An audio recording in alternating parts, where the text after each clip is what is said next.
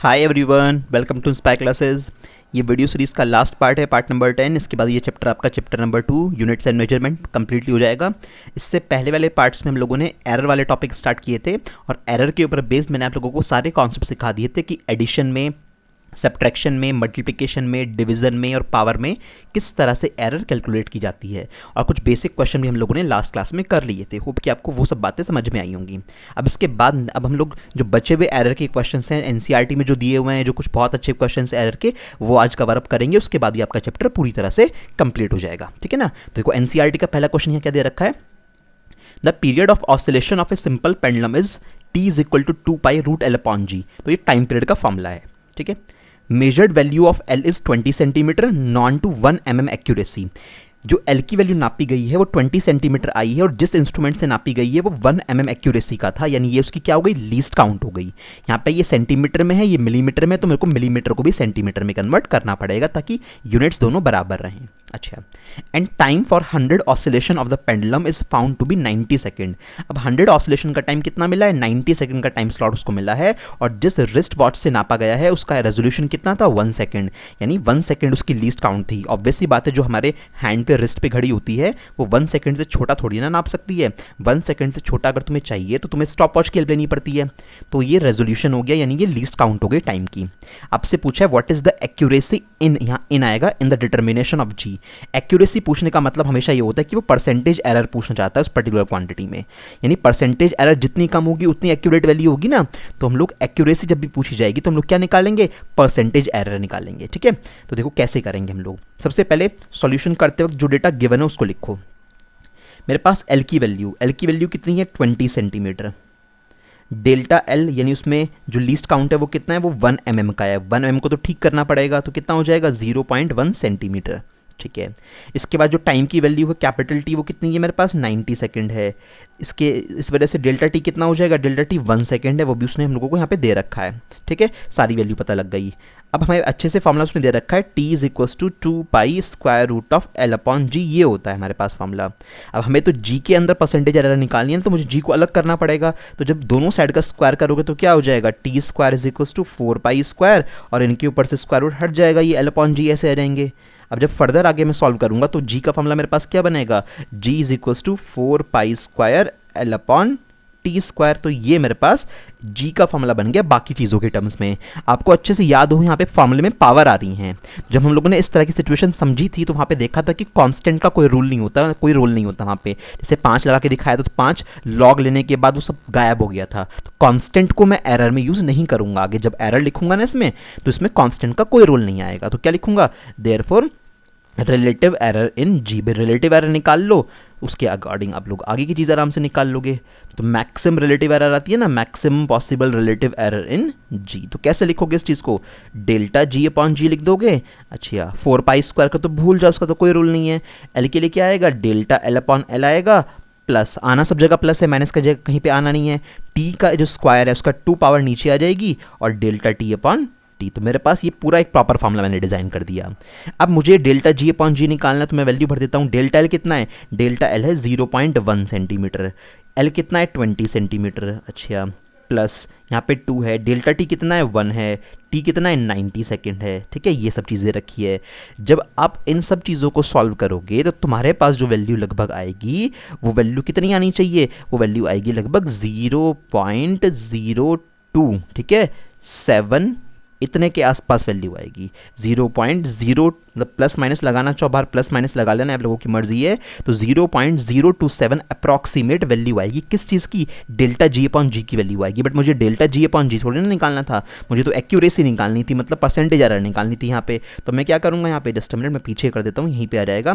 तो percentage error जब आप निकालोगे तो परसेंटेज एरर के लिए तुम्हारे पास क्या बात आएगी, भैया परसेंटेज एरर निकालनी है तो कोई दिक्कत नहीं है कि जो रिलेटिव एरर आई है RA लिख देता हूँ, उसमें किससे मल्टीप्लाई कर दोगे, 100 से मल्टीप्लाई कर दो। तो जब इस वैल्यू में 100 से मल्टीप्लाई तुम करोगे, जो इस वैल्यू में 100 से मल्टीप्लाई होगी तो क्या आ जाएगा, 0.2 प्लस शिफ्ट हो जाएगा। तो प्लस माइनस 2.7% आप लोगों के पास यहाँ पे इतने % आंसर आ जाएगा। ठीक है ना। तो हमारे पास फाइनली एक रिलेटिव एरर हम लोगों ने निकाली और रिलेटिव एरर की कॉन्सेप्ट हम लोगों ने आराम से परसेंटेज एरर निकाल दी। तो ये क्वेश्चन बिल्कुल भी मुश्किल नहीं था, आपको बेसिक कॉन्सेप्ट आने चाहिए। ठीक है, चलो अगला क्वेश्चन क्या है, it is required to find the volume of a rectangular block. एक रेक्टेंगुलर ब्लॉक का यानी एक क्यूबॉइड है मेरे पास, उसका वॉल्यूम मुझे निकालना है। उसके लिए मैंने वर्नियर कैलिपर्स यूज करा। वर्नियर कैलिपर्स के याद करके बताओ कितनी लीस्ट काउंट होती है। आपकी मीटर स्केल की 1 mm होती है, वर्नियर कैलिपर्स की होती है 0.1 mm। और 0.1 mm को अगर सेंटीमीटर में लिखना तो क्या आएगा, 0.01 सेंटीमीटर। हर तरह से चीज़ों को सॉल्व करना आना चाहिए। तो ये वर्नियर कैलिपर्स की लीस्ट काउंट होती है, ये हमारे काम आएगी। यहाँ पे मिलीमीटर में बात होगी तो इसको यूज़ कर लेंगे, सेंटीमीटर में बात होगी तो इसको यूज़ कर लेंगे। तो उन्होंने वर्नियर कैलिपर्स का यूज़ करके लेंथ, विड्थ और हाइट नापी उस ब्लॉक की, और जो इतनी इतनी वैल्यू की मिली, ये लेंथ है, ये हमारे पास विड्थ है और ये हाइट है। देखो सेंटीमीटर में है तो मुझे लीस्ट काउंट कौन सी यूज़ करनी पड़ेगी, सेंटीमीटर वाली यूज़ करनी पड़ेगी। ये आपको खुद से पता होना चाहिए। अगर वर्नियर कैलिपर की लीस्ट काउंट नहीं आती तो ये क्वेश्चन सॉल्व नहीं होगा। Calculate correctly the volume of the block. तो वॉल्यूम निकालना है, तो वॉल्यूम को एरर लिमिट के साथ निकालेंगे। देखो सॉल्यूशन कैसे करेंगे, सबसे पहले v is equal to L B H हम लोगों के पास पता है फॉर्मूला कि l into B into H होता है। ठीक है, तो L की वैल्यू कितनी है 1.37, B की वैल्यू कितनी है 4.11, H की वैल्यू कितनी है 2.56। जब तीनों की भैया मल्टीप्लाई करोगे तो अप्रॉक्सीमेट जो वैल्यू आएगी वो आएगी 14.4 सेंटीमीटर क्यूब। तो हमारे पास ये तो वॉल्यूम की वैल्यू आ गई, बट आपने वॉल्यूम तो निकाल लिया, बट डेल्टा वी भी तो निकालोगे। भाई फाइनल आंसर तुम्हें समझ में आ रहा है ना। फाइनल आंसर जो हमारे पास आएगा उस फाइनल आंसर को आप कैसे दोगे, फाइनल आंसर को हम लोग v plus minus delta we करके देंगे, नहीं देंगे। तो v तो आपने निकाल लिया, अब डेल्टा वी भी तो निकालना है, एब्सोल्यूट एरर भी तो निकाल लोगे v के अंदर। अब v का फॉर्मूला तो मल्टीप्लिकेशन में, तो क्या दिक्कत है, हम लोगों को आता है निकालना। तो नाउ अब क्या करेंगे, now absolute error in v। तो v में एब्सोल्यूट एरर कैसे निकाल लेंगे, मल्टीप्लिकेशन के केस में सारा लॉजिक तुम लोगों को बहुत अच्छे से समझाया हुआ है। तो अगर मल्टीप्लिकेशन है तो क्या करेंगे, तो भैया delta v upon v is equals to delta l upon l plus delta b upon b plus delta H upon H. इस तरह से चलेगा ना भाई। इसको एरर ट्रिक से अगर बनाएंगे तो ये फॉर्मूला बन जाएगा मल्टीप्लिकेशन में। याद करो जब आपको दो क्वांटिटी की मल्टीप्लाई करके a into B is equal to Z लिखा के आपको सॉल्व करवाया था, तो वहाँ पे इस तरह के फॉर्मूले डिजाइन हो रहे थे, है ना। तो यहाँ पर भी हमारे पास ऐसा फॉर्मूला आ गया। अब सारी वैल्यू पता है, आराम से रख दो, क्या दिक्कत है इसमें। तो आगे हम लोग वैल्यू रखना शुरू कर देते हैं। तो हमारे पास डेल्टा वी अपॉन बी, अच्छा, equal to delta L upon L. Delta L की वैल्यू कितनी है भाई, डेल्टा एल तो लीस्ट काउंट, ये तो तीनों की तीनों लीस्ट काउंट हैं, तीनों को वर्नियर कैलिपर से नापा गया, तो कितनी आएगी सेंटीमीटर में 0.01 आ जाएगी। अपॉन में एल की वैल्यू 1.37 है। कैलकुलेशन तो करनी पड़ेगी इतनी, इसके बिना काम यहाँ पे नहीं चलता है भाई। 4.11 प्लस 0.01 अपॉन में 2.56। ठीक है, तो ये वाला यहाँ तक मेरे पास पार्ट आया। अब मुझे ये थोड़ी ना निकालना है डेल्टा वी अपॉन वी, मुझे तो सिर्फ डेल्टा वी चाहिए। तो इन सबको जब सॉल्व करोगे तो हमारे पास डेल्टा वी की जो यहाँ से वैल्यू है अपॉन में, इस वी को हटा के मैं कहाँ रख दूंगा, मल्टीप्लाई में ले आऊँगा। और ये वाला वी तो तुम्हें पता ही था कितना था, ये वाली वी की वैल्यू तुम लोगों ने निकाली थी 14.4 सेंटीमीटर क्यूब आई थी। तो इन सबको सॉल्व करेंगे भाई, पॉइंटों से पॉइंट कैंसिल हो जाएंगे। यहाँ 1/137, 1/411, यहाँ 1/256। तो सब में एलसीएम नहीं लेना है, इंडिविजुअली सॉल्व करना है। इसको अलग सॉल्व करना पॉइंटों में, इसको अलग सॉल्व करना है, इसको अलग सॉल्व करना, तीनों को ऐड कर देना। जो वैल्यू आएगी उसको किससे मल्टीप्लाई करनी है, 14.4 से। और वो वैल्यू लगभग कितनी आएगी, वो वैल्यू आएगी 0.2 के आसपास। प्लस माइनस तो लगाओगे तो 0.2 सेंटीमीटर क्यूब के आसपास वो वैल्यू आएगी। अब जब ये इतनी वैल्यू आएगी तो फाइनल वैल्यू क्या आएगी, तो final volume of block with error limits. ठीक है, तो पर कंप्लीट एरर के साथ बताएंगे विद एरर लिमिट्स। हाँ जी, कैसे वैल्यू लिखूंगा, v plus minus delta we. तो v की वैल्यू मेरे पास कितनी है 14.4, और डेल्टा वी मेरे पास कितना आया है, डेल्टा वी मेरे पास 0.2 के आसपास आया है। तो डेल्टा वी मेरे पास 0.2 के आसपास आया है, इतने सेंटीमीटर क्यूब। यानी कि जब हम वर्नियर कैलिपर्स का यूज़ करके उस पर्टिकुलर ब्लॉक का वॉल्यूम नापेंगे तो वॉल्यूम 14.4 से या तो 0.2 ज़्यादा आ सकता है या 14.4 से 0.2 कम आ सकता है, इसलिए प्लस माइनस 1 लगाया, प्लस माइनस हम लोगों ने यहाँ पे लगाया है। तो ये एब्सोल्यूट एरर होती है कि भैया ज़्यादा से ज़्यादा तो वैल्यू में इतना इंक्रीमेंट हो सकता है और ज़्यादा से ज़्यादा इतना डिक्रीमेंट हो सकता है। तो हमेशा जब भी चीज़ों की रिपोर्ट की जाती है ना प्रॉपर्ली, जब किसी इंस्ट्रूमेंट की हम लोगों ने इंस्ट्रूमेंट से कोई चीज़ नापी और उसको हम लोग दिखा रहे हैं, उस एक्सपेरिमेंट को रिजल्ट प्रोजेक्ट कहीं पे शो कर रहे हैं, तो वहाँ पे जब रिपोर्ट करते हैं तो सब चीज़ें हम लोग ऐसे ही शो करते हैं। हम लोगों को साथ में उसके ये लीस्ट काउंट भी बतानी होती है कि आपने ये पर्टिकुलर क्वांटिटी नापी तो उसमें ये लीस्ट काउंट आ रही है। ठीक है, तो इस तरह से इसको सॉल्व किया, कैलकुलेशन करनी है, बाकी इसमें कुछ नहीं है ऐसा। अगला question, to find the value of ji by using a simple pendulum the following observation were made. जी की वैल्यू यूज कर रहे हैं सिंपल पेंडुलम से, ये वैल्यू आई, लेंथ उन्होंने ऐसे दे दी, पहले जैसा क्वेश्चन है काफी हद तक, टाइम पीरियड उन्होंने ऐसे दे दिया। यहाँ दोनों चीजें सेंटीमीटर में तो कोई चेंज करने की जरूरत नहीं, कट जाएंगे। Calculate the maximum permissible error in the measurement of जी, तो जी के मेजरमेंट में मैक्सिमम परमिसिबल एरर निकालनी है। देखो तो ये एल हो गया, ये डेल्टा एल हो गया, ये हमारे पास टी हो गया और ये डेल्टा टी हो गया, सारी चीज़ पता लग गई ना, कोई दिक्कत नहीं है। तो सॉल्यूशन में क्या लिखूंगा डायरेक्टली, फॉर्मूला आप लोगों को यहाँ पे याद होना चाहिए भाई, T is equal to 2 pi root l upon g है, इसने फॉर्मूला लिख के नहीं दिया, तो यहाँ से जी आपने निकाला था, क्या आया था पहले भी 4 pi square l upon T square, g की वैल्यू आ गई थी। तो क्या लिखोगे, maximum permissible error in g, maximum permissible error in g कैसे लिखेंगे, डेल्टा जी अपॉन जी आ जाएगा is equals to 4 pi square का तो आएगा नहीं, 4 पाई स्क्वायर का तो भूल जाओ, डेल्टा एल अपॉन एल आ जाएगा plus 2 times of delta T upon T आ जाएगा। ठीक है, जरा सॉल्व करते हैं। तो डेल्टा जी अपॉन जी, हाँ जी, डेल्टा एल अपॉन एल तो 0.1 अपॉन में 100, ठीक है, फिर में plus 2 times of delta T upon T, तो 0.1 अपॉन 2, सारी वैल्यू ऊपर लिखी हुई है, यहाँ पे आप देख लेना जरा।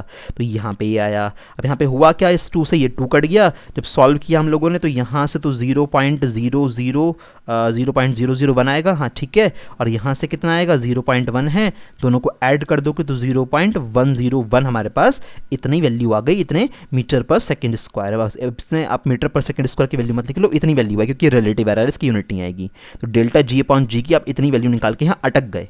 आपसे ये थोड़ी ना पूछा था, आपसे क्या पूछा था, मैक्सिमम परमिसिबल एरर पूछी थी जी के अंदर। तो मैक्सिमम परमिसिबल एरर जब पूछी है जी के अंदर तो डेल्टा जी निकालना है सिर्फ, आपने तो सिर्फ क्या निकाला है, डेल्टा जी अपॉन जी निकाला है।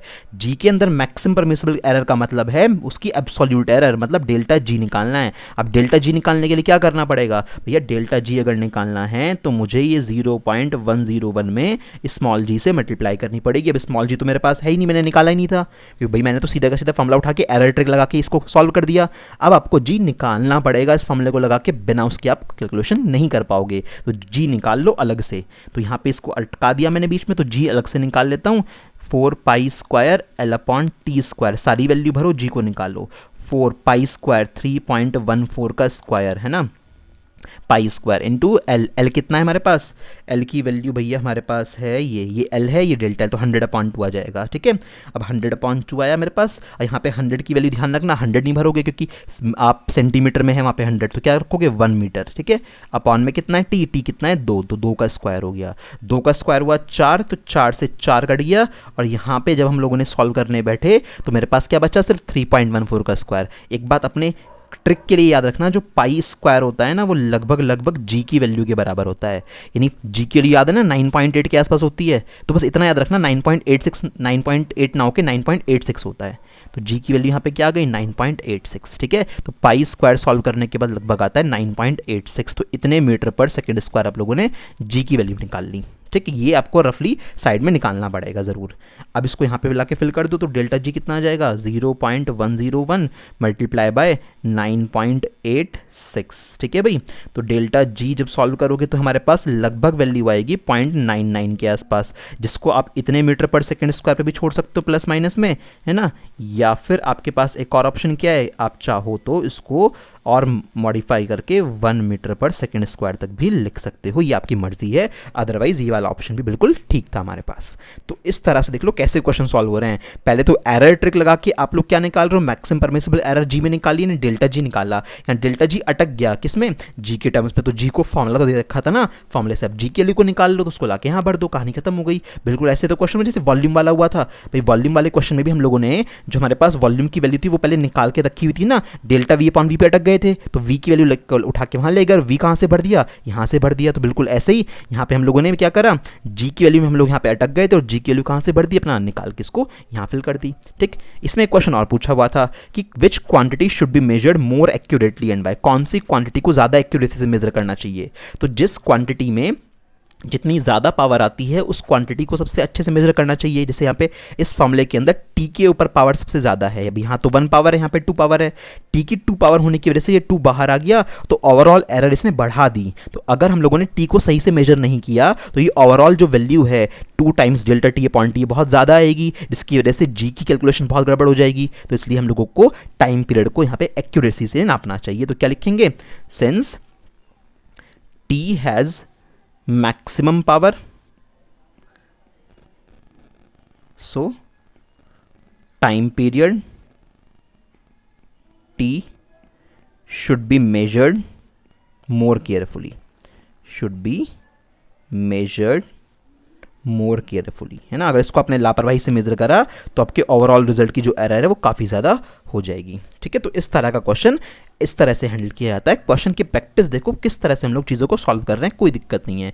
यहाँ पे एक बात गलती क्या होती है भाई, आप मीटर पर सेकंड स्क्वायर में आंसर निकालोगे ना तो यहाँ पे सेंटीमीटर को मीटर में कन्वर्ट करना मत भूलना। यहाँ पे कन्वर्ट नहीं करा मैंने, देखो यहाँ पे इस जगह पे जब रखा था, यहाँ पे क्या ज़रूरत है भाई, 0.1 भी सेंटीमीटर में, 100 भी सेंटीमीटर में, तो 0.1 का सेंटीमीटर 100 का आपस में कट गए ना, तो यहाँ कोई ज़रूरत ही नहीं है कन्वर्ट करने की। बट यहाँ पे तो इस एल के सेंटीमीटर को कन्वर्ट करने वाला या कैंसिल करने वाला कुछ नहीं है, तो यहाँ पे आपको 100 सेंटीमीटर नहीं 1 मीटर भरना पड़ेगा। ठीक है, चलो अगला क्वेश्चन एनसीईआरटी से है। रेजिस्टेंस का मामला दे रखा है, ओम्स लॉ में पढ़ा होगा, V equal to I R से आर निकाल रखा है इन्होंने। V की वैल्यू है, ये I की वैल्यू है, परसेंटेज एरर पूछना चाहते हैं R में। अब कैसे निकालेंगे भैया R में परसेंटेज एरर, फिर से वही बात आती है। तो सॉल्यूशन जब करेंगे तो हमारे पास फॉर्मूला क्या है, R is equal to V upon I, division वाला रूल लगेगा।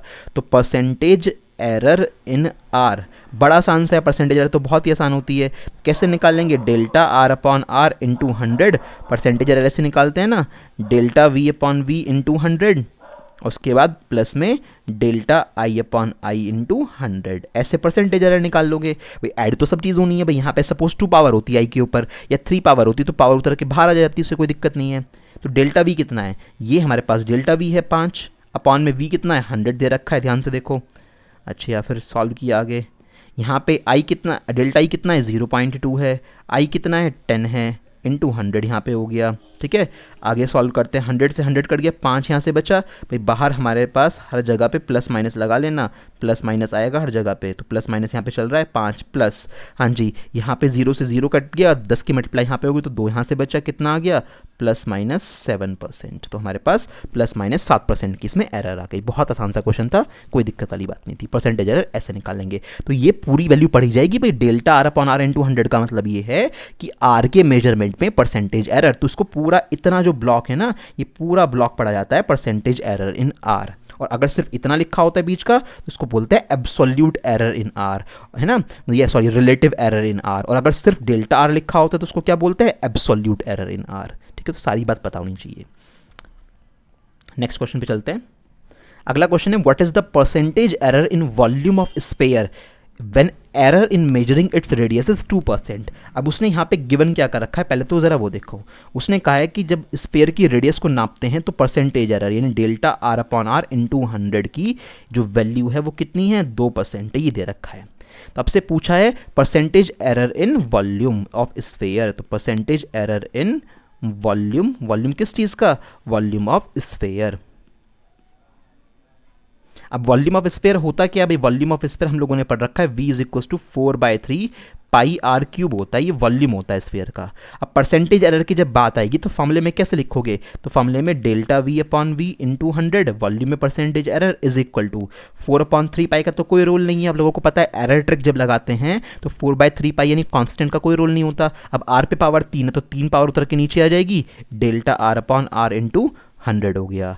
तो 3, इसकी वैल्यू कितनी है, इसकी है 2%, तो कितना हो गया 6% हो गई, नहीं होगी, 3 2 6, तो इसका मतलब 6% की हमारे पास एरर आएगी वॉल्यूम को मेजर करने में उस पर्टिकुलर स्फीयर के। तो कितने आसान आसान से क्वेश्चन है, MCQ तक बन जाते हैं इन क्वेश्चंस के, तो बस इस तरह से करना है आपको हैंडल।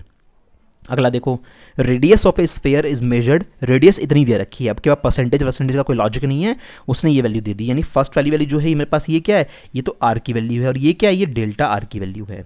ठीक है, calculate its surface area with error limit. तो सरफेस एरिया निकालना है एरर लिमिट के साथ। तो सबसे पहले सॉल्यूशन जब करेंगे तो क्या करेंगे भाई, सरफेस एरिया एरर लिमिट के साथ निकालने का मतलब क्या है, आंसर में s plus minus delta S ये आंसर देना पड़ेगा। तो मुझे s भी चाहिए, मुझे डेल्टा एस भी चाहिए, तो पहले मैं s निकाल लूँ। तो सरफेस एरिया कितना होता है स्फीयर का, 4 पाई आर स्क्वायर होता है।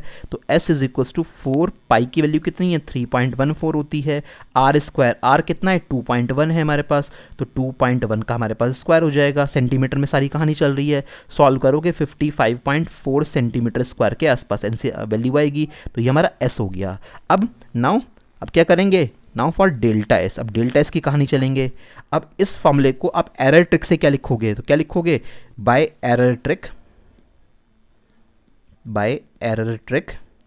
हाँ जी, क्या लिखेंगे भाई, यहाँ पे 4 पाई का तो कोई रोल नहीं है, तो सिर्फ आर स्क्वायर एस की पावर 2 नीचे आ जाएगी। तो उसको कैसे लिखेंगे, delta S upon S is equal to 2 नीचे आ गया, डेल्टा आर अपॉन आर। समझ में आ रही है ना बात। तो इसको आगे सॉल्व कर लो। तो यहाँ पे डेल्टा एस अपॉन का एस कितना है 55.4 है ना, is equal to 2 times of delta R upon R. अब डेल्टा आर कितना है 0.5 है और आर कितना है 2.1 है। तो यहाँ पे पॉइंट से पॉइंट कैंसिल आउट हो गया। तो डेल्टा एस कितना बनेगा, डेल्टा एस आएगा 5 की 2 से मल्टीप्लाई कर लो, 10 हो गया।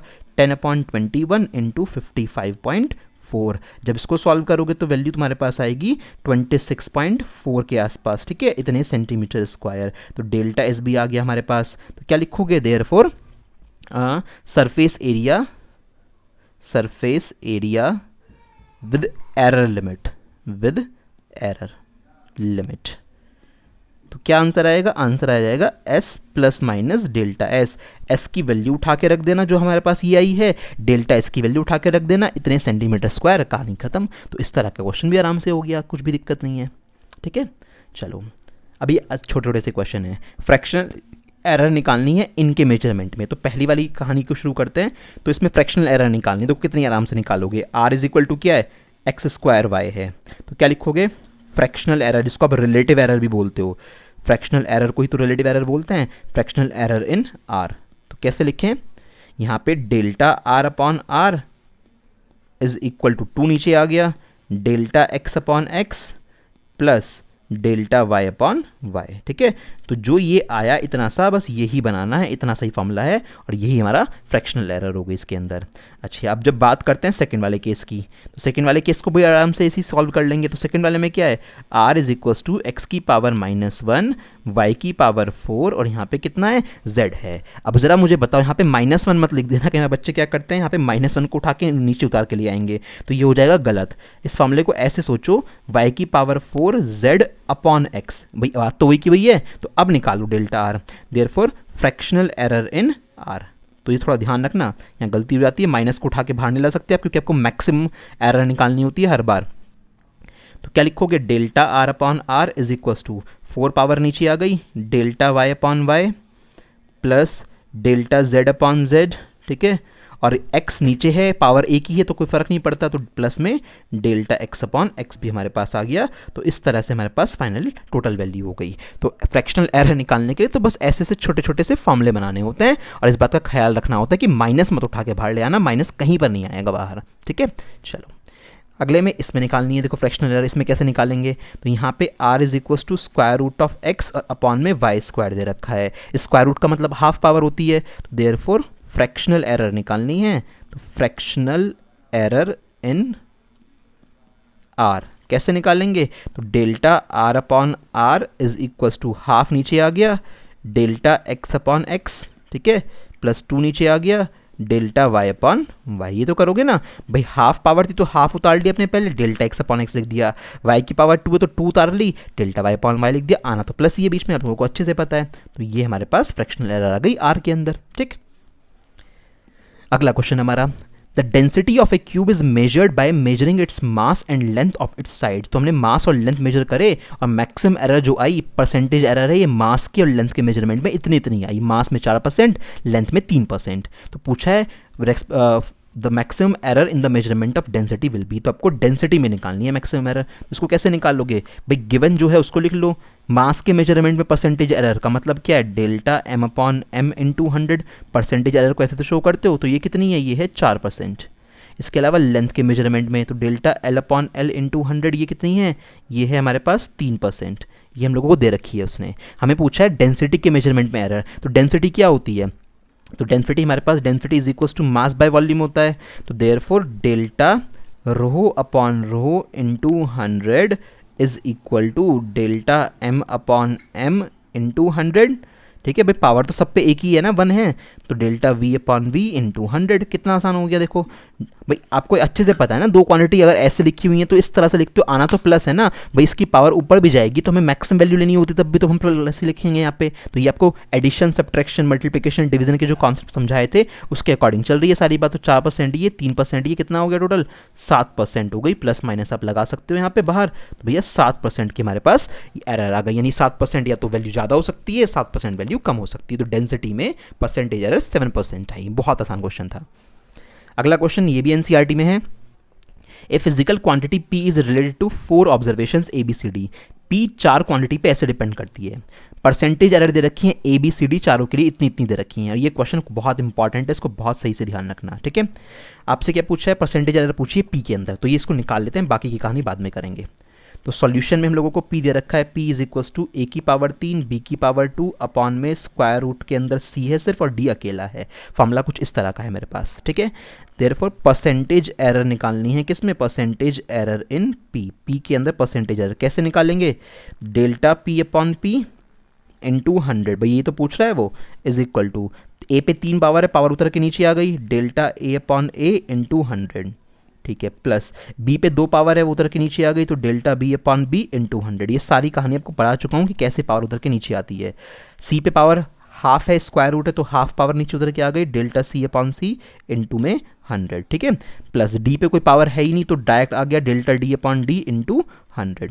अब सारी वैल्यू भाई A में परसेंटेज एरर ये है, B में परसेंटेज एरर, C में परसेंटेज एरर, D में सारी पता है, 1%, 3%, 4% और 2% सबको रखना शुरू कर दो।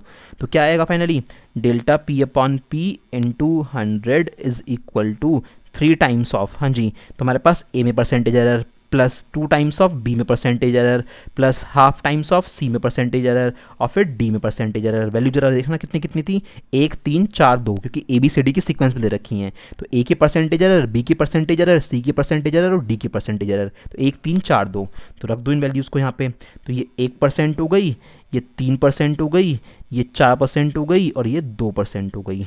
जब सॉल्व करोगे इस चीज़ को तो कितना आएगा, 3% तो ये हो गया, प्लस 3 2 जस्ट 6% ये हो गया, प्लस हाफ कट जाएगा तो 2% ये हो गया, 2% ये हो गया। तो 6 और 3 9, 9 और 4 13, तो कितना आया 13% हमारे पास यहाँ पे एरर आई है मैक्सिमम। तो प्लस माइनस आप लगा ही सकते हो, कोई दिक्कत वाली बात नहीं है उसके अंदर। तो ये हमारे पास 13% की P के मेजरमेंट में एरर आई है भैया। तो अब तुम्हें इतनी बात समझ में आनी चाहिए कि हाँ हमें परसेंटेज एरर निकालनी आ गई। अब क्या पूछा है, if the value of P calculated using the above relation turns out to be 3.763। अगर इस फॉर्मूले से हम लोग P की वैल्यू निकालते और वो 3.763 आती P की वैल्यू, to what value should you round off the result, तो तुम कितनी वैल्यू तक राउंड ऑफ करते हो रिजल्ट को। अब देखो हम लोग हमेशा ये चाहेंगे कि हमारे पास ओवरऑल परसेंटेज एरर कम से कम हो, परसेंटेज एरर को तो कम से कम करना चाहेंगे। तो हम हमेशा प्रेफर करेंगे कि जो पॉइंट के बाद की प्लेस है वो सिर्फ एक प्लेस तक रहे, यानी 3.763 को राउंड ऑफ करने के बाद round off up to 1 place. ठीक है, 1 प्लेस तक प्रेफर करेंगे। तो राउंड ऑफ करने के बाद क्या आ जाएगा भाई, 3.7 तक हम लोगों को लिखना है। तो 6 है, 6 तो 5 से बड़ी वैल्यू है, तो क्या लिखोगे 3.8 हमारे पास यहाँ पे वैल्यू आ जाएगी राउंड ऑफ करने के बाद। बात समझ में आ रही है। तो इस फॉर्मूले में हमारे पास 13% की मैक्सिमम एरर है, और अगर इस पर्टिकुलर वैल्यू को हम लोगों को राउंड ऑफ करके लिखना है तो we will prefer up to 1 place. ठीक है, क्यों, क्योंकि यहाँ पे मिनिमम जो एरर आई है ना वो 1% की एरर आई है। हम लोग चाहेंगे कि एक प्लेस तक ही उसको राउंड ऑफ करें। ठीक है, चलो, क्योंकि मिनिमम वैल्यू देखते हैं हर जगह पे। तो ये हमारे पास सारे क्वेश्चन हो गए जितनी भी वैरायटी के आपको कराने थे। एक लास्ट क्वेश्चन ये वाला और बचा हुआ, इसको और देख लो।